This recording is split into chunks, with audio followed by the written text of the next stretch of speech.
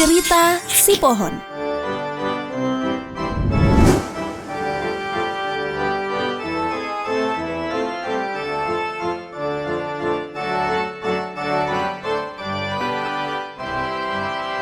Episode 5.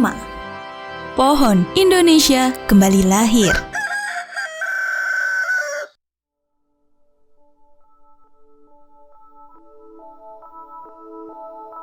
Sejak hari itu, Cahyo tak lagi sendiri. Cerita tentang pohon keramat tersebar, bukan sebagai gosip, tapi sebagai panggilan sadar. Bukan untuk meruntuhkannya, tapi untuk menyelamatkannya. Mereka datang satu persatu, bukan membawa palu dan papan seperti dulu, tapi membawa cangkul, ilmu, dan niat yang jujur. Bukan untuk memaksakan panen emas 2045 seperti yang dulu dijanjikan layar, tapi untuk memastikan bahwa pohon yang berdiri memang hidup, bukan hanya dipoles agar tampak utuh.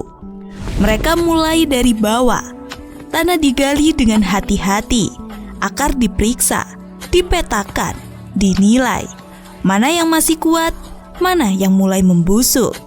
Mereka tak mencabutnya, tak memotong paksa. Sebaliknya, mereka bersihkan tanahnya, ganti lapisan yang keras dengan humus baru, diberi pupuk alami, disiram tiap pagi, dijaga dari hama yang tak kasat mata, tapi merusak dari dalam. Mereka tak lagi memuja pohon itu sebagai simbol keramat, tapi merawatnya sebagai kehidupan bersama. Tak ada lagi label harga di buah-buahannya. Tak ada plastik menyamar sebagai daun. Semua tumbuh dari akar yang mereka pahami bersama. Dan kali ini mereka belajar tentang Pancasila bukan sebagai hafalan 5 sila, tapi sebagai sistem akar yang harus menumbuhkan keadilan sosial, kemanusiaan, dan musyawarah. Mereka telusuri batang hukum, ranting regulasi, sampai ke daun-daun kebijakan yang benar-benar menyentuh hidup mereka sehari-hari. Tidak mudah, banyak yang berbeda pandangan, banyak luka lama yang belum sembuh. Tapi kali ini semuanya dilakukan bersama, bukan demi proyeksi 2045, tapi demi kehidupan hari ini dan esok yang lebih jujur dan berakar kuat. Hari-hari berlalu, pohon itu perlahan mulai menunjukkan tanda kehidupan. Ada tunas kecil yang muncul di ujung cabang. Ada burung yang kembali bersarang, meski masih ragu. Cahyo dan warga terus bekerja, tapi tidak lagi dalam diam. Mereka berdiskusi di bawah pohon, berbagi pandangan, berselisih, lalu saling memahami. Untuk pertama kalinya, tanah itu terasa dimiliki bersama, bukan dikuasai.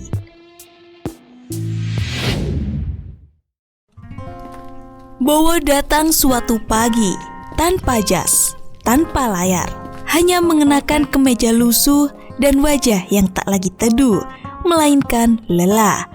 Ia berdiri di hadapan warga dan di hadapan dirinya sendiri.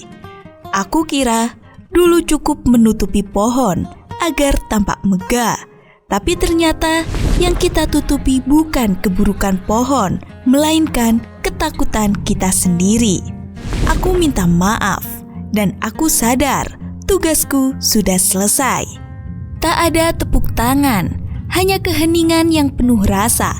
Tapi dari keheningan itu lahir sesuatu yang lebih penting dari pengampunan, pemahaman.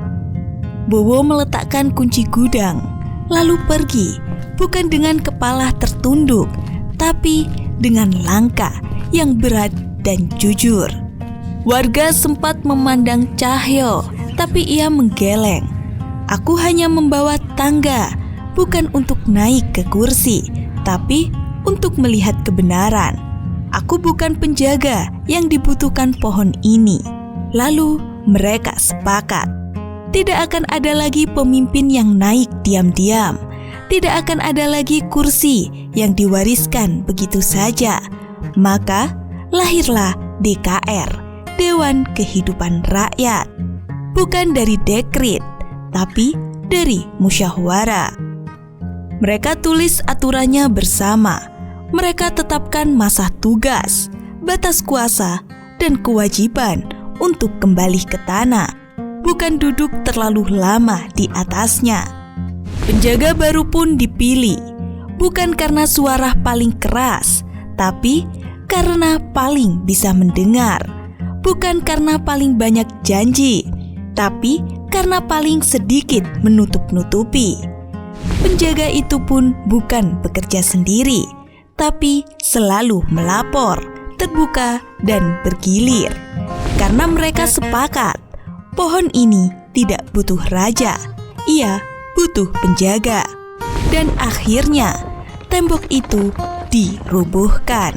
Batu-batunya dipindah perlahan, bukan dengan kemarahan, tapi dengan keputusan bersama. Cahyo menurunkan tangganya, tak lagi dibutuhkan. Cahaya matahari kini langsung menyinari tanah di baliknya. Angin bebas berhembus, dan suara anak-anak mulai terdengar berlarian di sekeliling pohon. Kini tak ada lagi rahasia di balik dinding.